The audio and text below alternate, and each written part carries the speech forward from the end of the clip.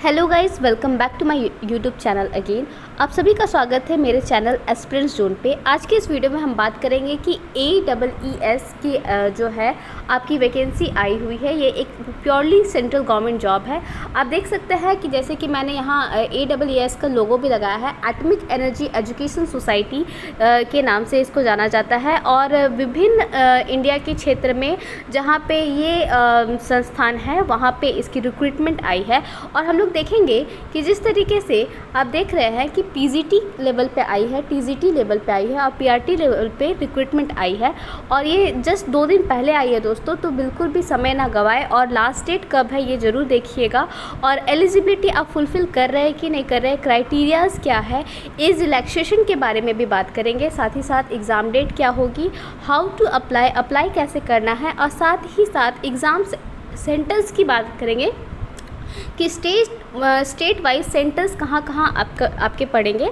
और साथ ही साथ स्ट्रेटजाइज करेंगे कि किस तरीके से एग्ज़ाम को हम लोग को निकालना है।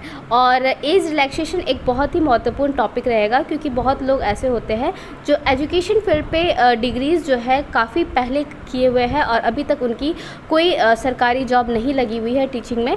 तो आपके लिए एक सुनहरा मौका है, एज रिलैक्सेशन काफ़ी है, आप देखिएगा ज़रूर। और एलिजिबिलिटी क्राइटेरिया वगैरह के बारे में बात करते हैं। तो चलिए, इसके लिए सबसे पहले हम लोग जो इसका जो ऑफिशियल नोटिफिकेशन आया है उसको खंगालते हैं और देखते हैं कि किस तरीके से हम लोगों को करना है। अगर आपको समझने में दिक्कत हो रही है तो आप वीडियो को ज़रूर पूरा देखिएगा दोस्तों। तो देखिए दोस्तों, ऑफिशियल नोटिफिकेशन में पहला जो रिक्रूटमेंट जो नोटिस है उसमें पहला जो है वो सेंटर्स के बारे में बात किया गया है। यहाँ आप अपने स्टेट को चूज़ कर सकते हैं, डिस्ट्रिक्ट को चूज़ कर सकते हैं और प्लेस की किस डिस्ट्रिक्ट में कहाँ पे एग्ज़ाम का जो सेंटर आपका पड़ेगा। आप इसके अकॉर्डिंगली, अगर आप महाराष्ट्र से बिलोंग करते हैं या कर्नाटका, तमिलनाडु, कर्नाटक, तेलंगाना, उड़ीसा, झारखंड, तेलंगाना, उत्तर प्रदेश, राजस्थान, मध्य प्रदेश, गुजरात, तमिलनाडु, इस तरीके से आप अपने डिस्ट्रिक्ट वाइज देख सकते हैं। अदरवाइज़ अगर ये स्टेट अगर आपके नहीं हैं तो भी नियरेस्ट जो आपको पड़ता है आप ज़रूर देखिएगा और वहीं पे सेंटर का जो प्रेफरेंस है वो आप दीजिएगा।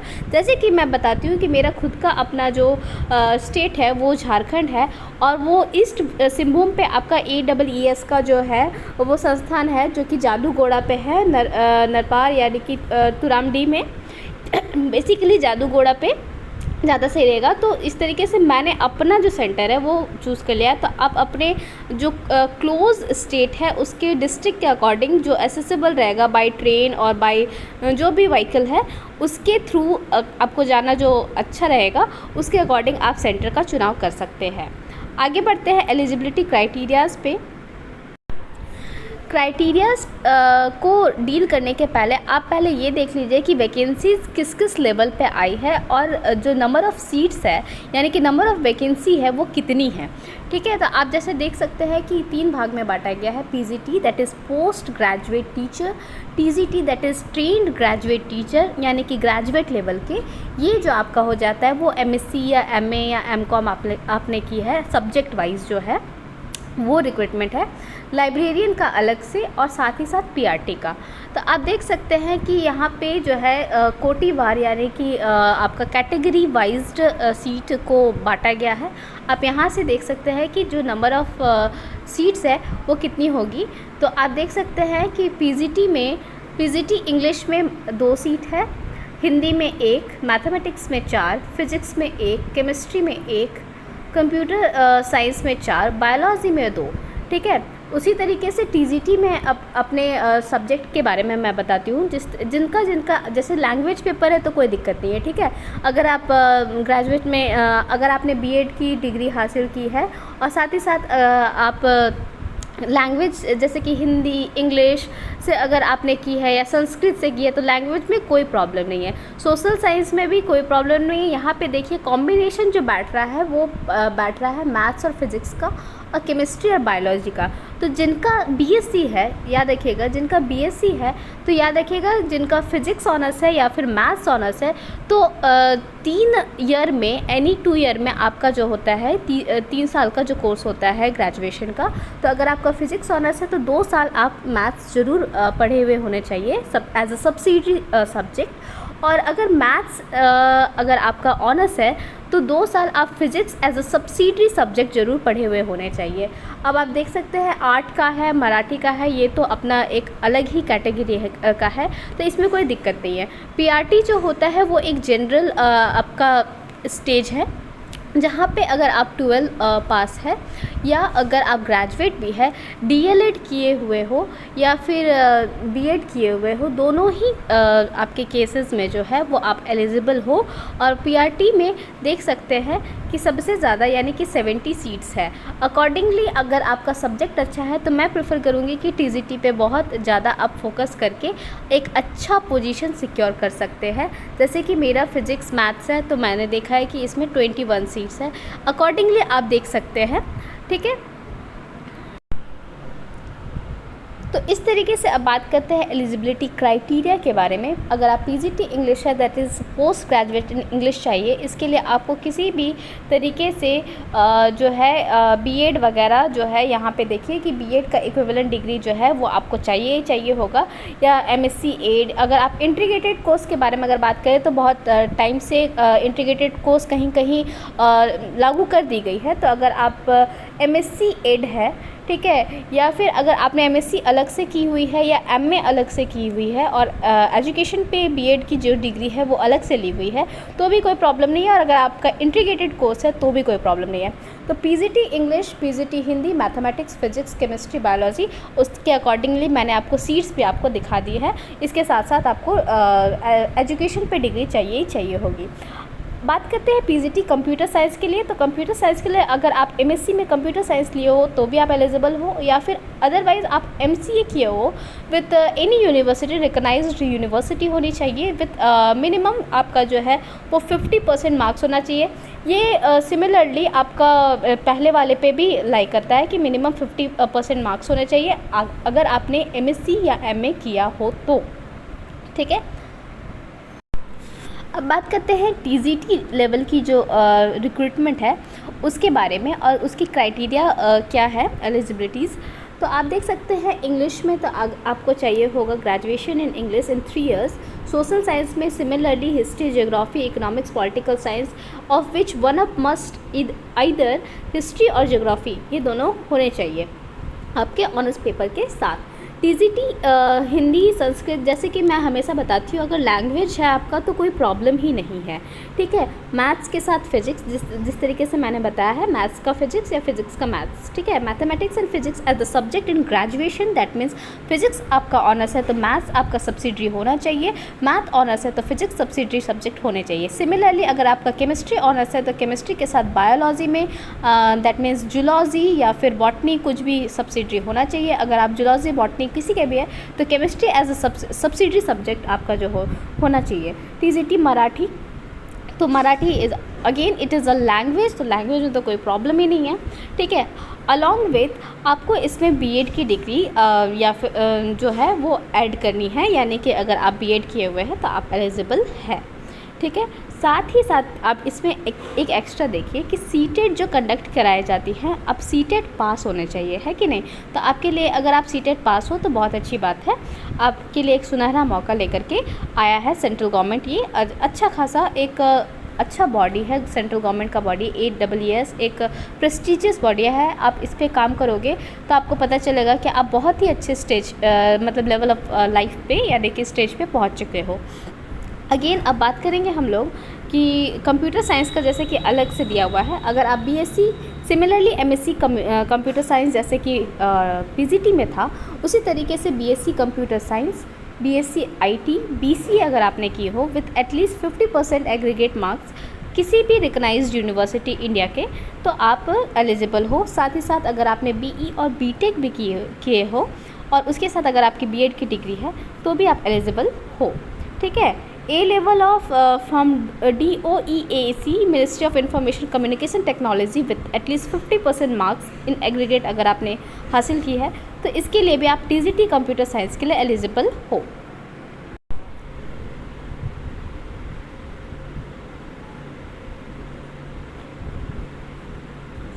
अब बात करेंगे प्राइमरी टीचर्स की। प्राइमरी टीचर्स में अगर आपने senior secondary higher secondary school pass की हो, उसके साथ साथ अगर 50% मार्क्स हो, साथ में डी.एड या BL.एड यानी बैचलर इन एलिमेंट्री एजुकेशन अगर आपने हासिल की हो तो आप कर सकते हैं। अगर आपका ग्रेजुएशन है और 50% अगर ये सब में भी है तो भी आप कर सकते हैं। अलॉन्ग विद अगर आपके पास B.एड भी है तो भी आप प्राइमरी में बिल्कुल जा सकते हैं। लेकिन यहाँ पे आप नोट ज़रूर पढ़ लीजिएगा, आफ्टर ज्वाइनिंग या फिर आफ्टर आपका सिलेक्शन आपको 6 मंथ का ब्रिज कोर्स करना होगा, जो कि आप NCTE की जो रूल्स एंड रेगुलेशन है, दैट मीन्स नॉर्म्स है, उसके अकॉर्डिंग करनी ही होती है, तो वो आपको करवाया जाएगा। तो नो प्रॉब्लम, जब होगा तो कर लिया जाएगा। इसी तरीके से अब बात करते हैं म्यूज़िक वगैरह टीचर की, और यहाँ से अब देखते हैं कि एज रिलैक्सेशन पे चलिए बात करते हैं, बहुत ही ज़्यादा इम्पॉर्टेंट है। अपर एज रिलैक्सेशन है 40 years age on the last date of online submission of application. अगर आप PGT के लिए अप्लाई कर रहे हो तो 40 साल है, TGT के लिए कर रहे हो तो 35, PRT और PRT के लिए कर रहे हो म्यूज़िक के लिए तो 30 इयर्स। एज रिलैक्सेशन में अगर हम बात करेंगे तो SC/ST जो है वो 5 साल के लिए है, और NCL वगैरह जो जिसका नॉन क्रीमी लेयर से बिलोंग करते हैं OBC से तो 3 साल के लिए, और वुमेन कैंडिडेट्स के लिए 10 साल के लिए। अब देखिए मोस्ट इम्पॉर्टेंटली मैं बताना चाहती हूँ कि वुमेन के लिए और SC/ST के लिए कोई भी यहाँ पे परीक्षा शुल्क नहीं लिया जाएगी, that is fees is exempted, यानी कि 0 रुपये आपको यहाँ पे लगेंगे, ठीक है। और इस तरीके से अगर आप सेंट्रल गवर्नमेंट के एम्प्लॉय हो तो 5 साल, इस तरीके से अकॉर्डिंगली आप इसे देख सकते हो। तो चलिए हम लोग एज रिलैक्सेशन के बारे में पता चल गया है। याद रखिएगा PGT के लिए 40, normal for general category, TGT के लिए 35 और आपका PRT के लिए आपका 30। अकॉर्डिंगली आप अपने कैटेगरीज वाइज देख सकते हैं, एज को प्लस माइनस जो भी है वो कर सकते हैं, दैट मीन्स प्लस कर सकते हैं। अब दोस्तों बात करेंगे एग्ज़ाम पैटर्न के बारे में, क्या पैटर्न होगा, कितने घंटे की एग्ज़ाम होगी, नंबर ऑफ़ क्वेश्चंस क्या होंगे, इसके बारे में। अगर आप PGT कर रहे हैं तो 100 मल्टीपल MCQs होंगे, जिसमें जनरल नॉलेज भी इंक्लूड होगा, reasoning and numerical ability and teaching methodology भी होंगे, और सब्जेक्ट कंसेंट तो होंगे ही होंगे, ठीक है। सिलेबस जो है आपका as per UGC syllabus up to post graduation तक आपकी पढ़ाई जिस तरीके से हुई है उसके कंसिड्रेशन में जो है वो उसी अकॉर्डिंगली होगा। ऑफिशियल सिलेबस मैं आपको डिस्क्रिप्शन पे डाल दूँगी, ठीक है। टोटल मार्क्स और ड्यूरेशन जो है वो 100 मार्क्स है for 2 hours and 30 minutes, that is 60 यानी कि 180 मिनट्स मिल रहा है, काफ़ी मिल रहा है, ठीक है, विथ नो नेगेटिव मार्क, ये ज़रूर याद रखिएगा। TGT में भी वही है, general knowledge, reasoning, numerical ability और उसके साथ साथ सब्जेक्ट कंसेंट जो भी आपका है। PRT में अगर आप देखा जाए तो जैसे कि सब कुछ वैसे ही रहेगा, लेकिन जैसे EVS की जो है हायर सेकेंडरी लेवल पे NCERT और CBSE की जो सिलेबस है वहाँ तक की आपकी पढ़ाई अच्छी होनी चाहिए। और PRT प्रिपरेटरी टीचर के लिए, PRT म्यूज़िक के लिए जिनका म्यूज़िक है वो उनके लिए भी टीचिंग मैथोलॉजी और सब्जेक्ट कंसेंट से पूछे जाएंगे, और जो एक्स्ट्रा जो है जैसे कि जनरल नॉलेज, रीजनिंग वगैरह वो सब हम लोग उसी के अकॉर्डिंगली जैसे कि पहले जैसे कि हमने डिस्कस किया PGT में, TGT में, PRT में, उसी के तरह से होंगे।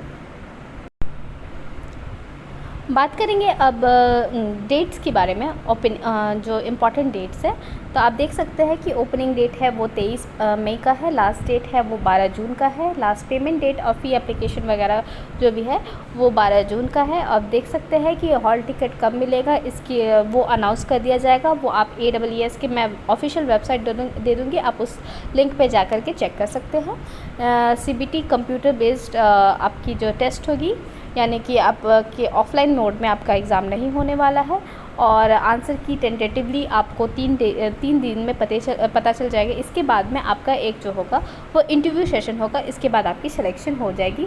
और इसके बारे में मैं ये भी बताना चाहूँगी कि जितने नंबर सीट्स हैं उसके 5 गुना मतलब जो कैंडिडेट्स है उसको फर्स्ट ये पे लेवल पे लिया जाएगा। अब देखिए यहाँ पे CBT कहाँ कंडक्ट हो सकती है, तो आपको यहाँ पे मिल जाएगा कि CBT shall be tentatively held on the following cities. ठीक है। तो इस सिटीज़ पे आपको CBT टेस्ट जो है वो कंडक्ट कराए जाएंगे, venue of CBT and skill test या मीन्स इंटरव्यू टाइप, ठीक है। होपफुली दोस्तों आपको समझ में आया होगा, और जिस तरीके से नॉर्मल फॉर्म को अप्लाई करते हैं उसी तरीके से आपको अप्लाई करना है। और जैसे होपफुली मैं बताती हूँ कि बहुत टाइम के बाद सेंट्रल गवर्नमेंट के द्वारा कोई अच्छी वैकेंसी आई है, कोई हेल्दी वैकेंसी आई है। टीचिंग जॉब में इस तरह की वैकेंसीज़ अभी काफ़ी दिनों से कम आ रही थी, तो आपके लिए एक अच्छा अपॉर्चुनिटी है। आप इस पर अगर बहुत ज़्यादा फोकस कर लोगे तो मे बी आप एक अच्छे जगह पर ज़रूर पहुँच जाओगे। जैसे कि मेरा पर्सनल एक्सपीरियंस बताता है कि आप इस तरह के जो कम वैकेंसीज़ वाले जो एग्ज़ाम्स होते हैं, बहुत लोग ये सोच करके छोड़ देते हैं कि बहुत कम वैकेंसी है, मेरा होगा नहीं। ऐसे आप ये मत सोचिए, अगर आप 41 सीट पे अगर फ़ाइट कर रहे हैं तो आपको एक ही सीट लेना है, ये ज़रूर याद रखिएगा। तो इस तरीके की जज्बा आप रखोगे तो आप एक बहुत ही अच्छे जगह पे सेंट्रल गवर्नमेंट जॉब ले सकते हो। जैसे कि मैं अभी स्टेट गवर्नमेंट जॉब कर रही हूँ और वो टीचिंग पे ही है, तो मुझे भी इस तरीके की ललक है कि मैं भी सेंट्रल गवर्नमेंट पे जॉब करूँ। तो इस तरीके से मैं भी इस प्लेटफॉर्म पे जो है वो काम करने के लिए इच्छुक हूँ। तो आप क्यों नहीं, अगर आपसे होता है तो आप भी बिल्कुल तैयारी कीजिए। और साथ ही साथ मैं इसके बाद वाली वीडियोस पे सिलेबस लेकर के आऊँगी और सिलेबस को डील करूँगी। अगर आपके वीडियोस की डिमांड बढ़ेगी तो मैं बिल्कुल स्ट्रेटजाइज़ करके किस तरीके से प्लान करना है, किस तरीके से प्रिपरेशन करनी है, कंटेंट्स क्या होंगे, सारे कंटेंट्स पे भी वीडियो बन सकते हैं। अगर अच्छा लगा होगा तो कमेंट जरूर कीजिएगा, और मोटिवेशन के लिए बिल्कुल कमेंट कीजिएगा कि मैम मुझे स्ट्रेटजाइज मतलब एक वीडियो चाहिए या फिर कंटेंट चाहिए, कंटेंट आप कैसे पढ़ रहे हो या फिर आप किस तरीके से मतलब रणनीति बनाते हो एग्ज़ाम्स की। तो इस तरीके से आप कमेंट में ज़रूर कीजिएगा। वीडियो को लाइक ज़रूर कीजिएगा और दोस्तों के साथ शेयर ज़रूर कीजिएगा। अगर आपके काम की नहीं है, जो लोग टीचिंग बैकग्राउंड से है या टीचिंग जॉब सीकर है, तो उसको ज़रूर शेयर कर सकते हैं। तब तक के लिए धन्यवाद। वीडियो को अंत तक देखने के लिए बहुत बहुत थैंक यू।